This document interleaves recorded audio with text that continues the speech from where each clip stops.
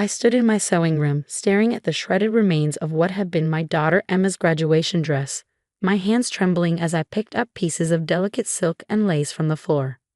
Hundreds of hours of work, destroyed in minutes by a woman who had never accepted us as family. She doesn't deserve a special day. Patricia's words still rang in my ears, her face twisted with the same contempt she had shown us for the past 15 years. My Thomas deserves better than a stepdaughter who merely gets by. My name is Sophia Bennett, and at 42, I never imagined I'd be dealing with a mother-in-law who would destroy something so precious to my daughter.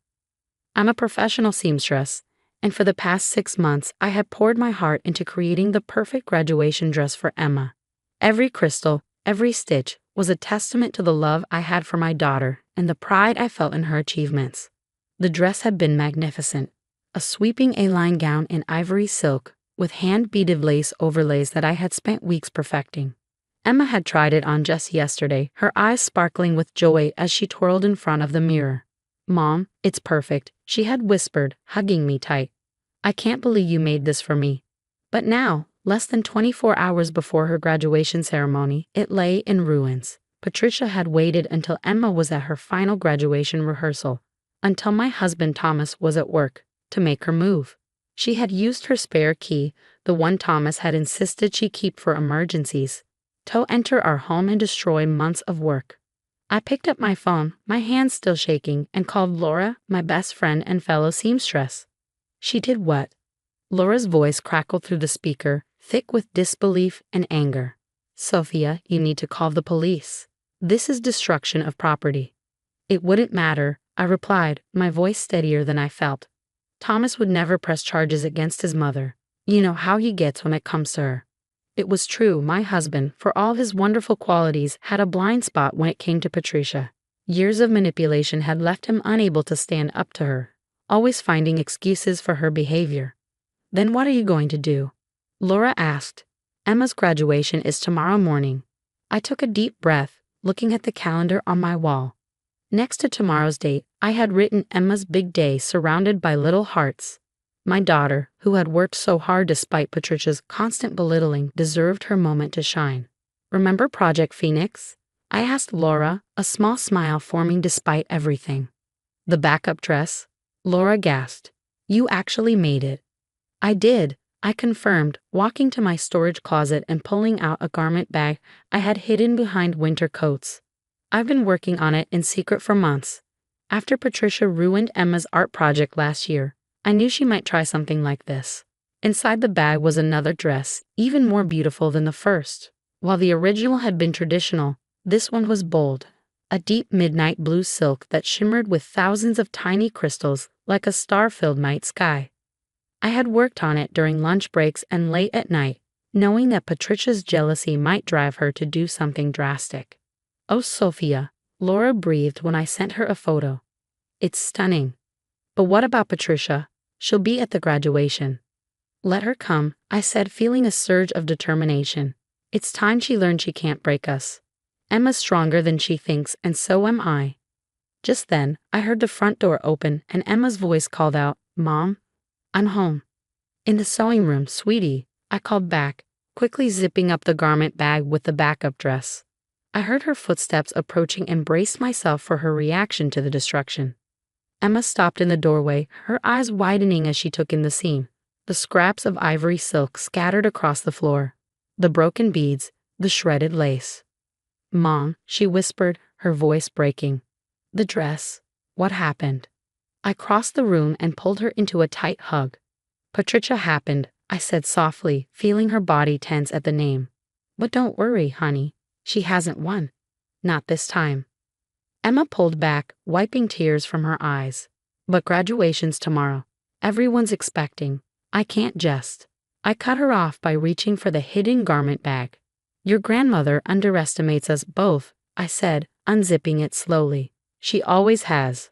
Maybe it's time we showed her exactly what we're capable of." As I revealed the midnight blue dress, Emma's gasp of surprise turned into a sound of pure joy.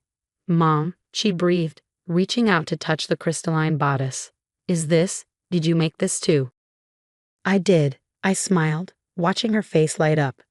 "Because you deserve not just a special day, but an extraordinary one. Patricia can destroy a dress, but she can't destroy who you are or what you've achieved. The front door opened again, Thomas coming home from work. Soon, I'd have to explain what his mother had done, face his excuses, his attempts to minimize her actions. But for now, I held my daughter close, both of us admiring the dress that represented more than just a graduation gown. It was a symbol of resilience, of preparation, of refusing to let anyone dim our light. Try it on, I urged Emma, knowing Patricia's reaction tomorrow would be priceless.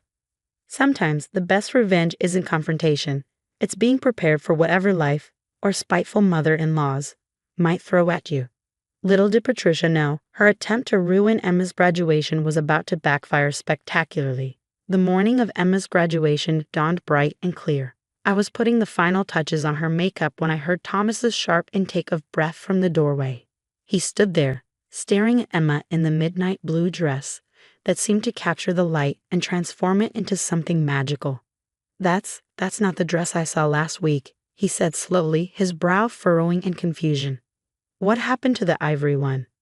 Emma tensed beside me, but I kept my hand steady as I applied her mascara. "Why don't you ask your mother?" I replied calmly. "She used her emergency key yesterday while we were out." Thomas's face paled. "Mom wouldn't.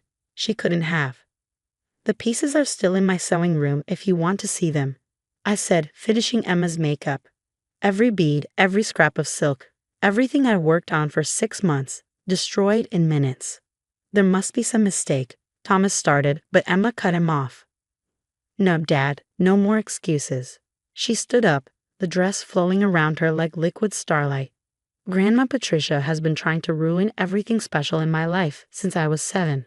The art project she accidentally spilled coffee on. The piano recital she tried to cancel. Every achievement, every milestone, she's tried to take them all away." I watched my husband's face as the truth of his daughter's words sank in. For years, he had turned a blind eye to his mother's behavior, always finding ways to explain away her cruelty. But standing there, seeing the pain in his daughter's eyes, something finally seemed to break through. "I'll talk to her," he said weakly. "No," I replied, gathering Emma's graduation cap and tassel. "Today isn't about Patricia. It's about Emma. She's graduating with honors, giving the opening speech, and nothing, not even your mother, is going to overshadow that." As we drove to the ceremony, I could feel Thomas struggling with the revelation of his mother's true nature. He kept glancing at Emma in the rearview mirror, perhaps seeing for the first time how much his daughter had endured in silence. We arrived at the school auditorium early. Emma needed to meet with the other student speakers. As she walked away, her blue dress drawing admiring glances, I spotted Patricia and her husband, George, near the entrance. Her face, when she saw Emma, was a study in thwarted rage. "What is she wearing?" Patricia hissed, grabbing Thomas's arm as we approached. "That's not the dress that you showed me last week." "No," I said pleasantly, loud enough for nearby parents to hear. "That dress had an unfortunate accident yesterday when someone broke into our house and destroyed it. Thankfully, I always have a backup plan." Patricia's face flushed red. Several parents turned to stare, whispers breaking out among the crowd. George, who had always seemed oblivious to his wife's schemes, looked confused. "What do you mean someone broke in?" he asked. "Oh, not broken exactly," I clarified, smiling sweetly at Patricia. "They used a key, an emergency key that only family would have. Isn't that right, Patricia?" Before she could respond, the principal announced it was time to take our seats. As we filed into the auditorium, I could hear Patricia furiously whispering to Thomas, no doubt trying to spin another tale of innocence and misunderstanding. But when Emma took the stage for her opening speech, resplendent in her star-studded gown, even Patricia fell silent. My daughter stood at the podium, her voice clear and strong as she addressed her graduating class. "Life isn't about the obstacles people put in our path," she began, her eyes finding mine in the crowd. "It's about how we choose to overcome them. Sometimes the people who should support us the most are the ones who try to hold us back. But true strength isn't in never falling. It's in rising every time someone tries to knock us down." I saw Thomas wipe a tear from his eye, finally hearing what his daughter had been trying to tell him for years. Patricia sat rigid in her seat, her face a mask of barely contained fury as Emma continued to speak about resilience, about facing adversity with grace, about the power of preparation and perseverance. When Emma finished, the applause was thunderous. As she walked back to her seat, her dress catching alight like a cascade of falling stars, I caught Patricia's eye. For the first time in 15 years, I saw something new in her expression. Fear. Not of me exactly, but of what I represented, someone who couldn't be broken, who would always find a way to protect her child from cruelty, even if it came wrapped in the guise of family. The rest of the ceremony passed in a blur of names and cheers. When Emma walked across the stage to receive her diploma, she didn't just walk, she glided, every step a quiet declaration of victory. The dress I created in secret, born from years of anticipating Patricia's sabotage, had transformed from a backup plan into a symbol of defiance. As the graduates threw their caps into the air, I watched my daughter embrace her friends, her smile bright enough to outshine any star. Patricia's attempt to dim Emma's special day had backfired spectacularly, and everyone, from the other parents to the school staff, couldn't stop commenting on how stunning she looked. But this wasn't just about a dress.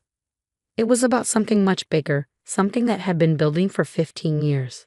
As we gathered outside for photos, I could see the wheels turning in Patricia's head, perhaps realizing for the first time that her power over our family was slipping. Little did she know, this was just the beginning. The midnight blue dress wasn't the only backup plan I had carefully prepared over the years. Sometimes the best revenge isn't in the moment of triumph, it's in the slow, steady revelation that every attempt to break someone has only made them stronger. And Patricia was about to learn just how strong we'd become. The aftermath of Emma's graduation unfolded in ways none of us expected. While other families headed off to celebrations, our group stood in tense silence in the school parking lot. Thomas, who had barely spoken since Emma's speech, finally turned to his mother. "You need to give me your key back," he said quietly, holding out his hand. "I can't trust you anymore." Patricia's face contorted with rage. "How dare you? After everything I've done for this family." "Done for us?" Emma stepped forward, her blue dress shimmering in the afternoon sun. "You mean like destroying my first dress? Or should we talk about all the other things you've done over the years?" I reached into my purse and pulled out a small, leather-bound notebook. "Actually, let's talk about those things, Patricia. I've kept a detailed record of every accident, every sabotage, every cruel comment since Emma was 7. Patricia's smug expression faltered as I opened the notebook. September 12, 2015. Patricia spilled bleach on Emma's art project the night before the school exhibition. March 3, 2016, Patricia canceled Emma's piano recital by calling the school, pretending to be me. "You kept records?" George, Patricia's husband, asked incredulously. With dates, witnesses, and photographs, I confirmed. I started documenting everything after the third accident. I knew someday we'd need proof. Thomas took the notebook with trembling hands, flipping through pages of his mother's documented cruelty. "Mom," he whispered, "how could you? She's not even your real daughter." Patricia exploded, pointing at Emma. "She doesn't deserve." "Enough." Thomas's voice thundered across the parking lot. "Emma became my daughter the day I married Sophia. She's more family to me than you are right now." Patricia turned to George, expecting support, but he was still reading over Thomas's shoulder, his face growing darker with each page. "Patricia," he said slowly, "did you really tell Emma's college counselor that she was mentally unstable to sabotage her applications?" "I was protecting our family," Patricia sputtered, "making sure she didn't embarrass us." "The only embarrassment here is you," Emma said quietly, "and I got into every college I applied to, by the way. Mom helped me submit applications through a different counselor." I stepped forward, facing Patricia directly. "That's what you never understood. Every time you tried to hurt Emma, you just taught us to be more prepared, more resourceful. The dress wasn't the first backup plan I created, and it won't be the last." "What do you mean?" Patricia demanded. "She means I have copies of everything," Emma smiled. "Every nasty email, every manipulative text. The security footage from when you broke into Mom's sewing room. The recording of you bragging to your friends about ruining my art project." Patricia's face went pale. "You can't prove." "Actually, we can," I interrupted. "And unless you want those records shared with the entire family, including your church group and charity board, you're going to do exactly what we say."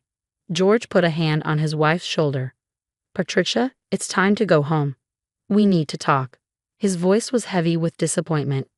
As they walked away, Thomas turned to us, tears in his eyes. I'm so sorry, he said. I should have seen it sooner. I should have protected you both. Emma hugged him tightly. You see it now. That's what matters. Later that evening, as we celebrated at Emma's favorite restaurant, our phones buzzed with notifications. Patricia had been busy on social media, posting a long apology for her recent behavior and announcing she would be stepping down from her positions on various community boards to focus on personal growth. Think she means it? Emma asked, taking a bite of chocolate cake. No, I laughed. But she knows we have enough evidence to destroy the perfect image she's spent years crafting. Sometimes the best revenge isn't in exposing someone's cruelty. It's in letting them live with the knowledge that they could be exposed at any moment. Thomas reached across the table and squeezed my hand. You're incredible, you know that? Both of you. I don't deserve. Don't, Emma interrupted. We're family, and real family protects each other. As we drove home that night, Emma still radiant in her midnight blue dress. I thought about all the years of careful documentation, of creating backup plans, of teaching my daughter to rise above cruelty with grace and preparation. Patricia had tried to break us, but she'd only made us stronger. The dress hung in Emma's room now, a glittering reminder that sometimes the best response to someone's attempt to destroy something beautiful is to create something even more spectacular. And as for Patricia, well, she learned the hard way that you should never underestimate a mother's ability to protect her child, or a seamstress's talent for weaving backup plans. The next morning, we got a message from George. He found Patricia's box of trophies, items she had stolen or destroyed over the years, kept as 6 souvenirs of her victories over Emma. He was filing for divorce.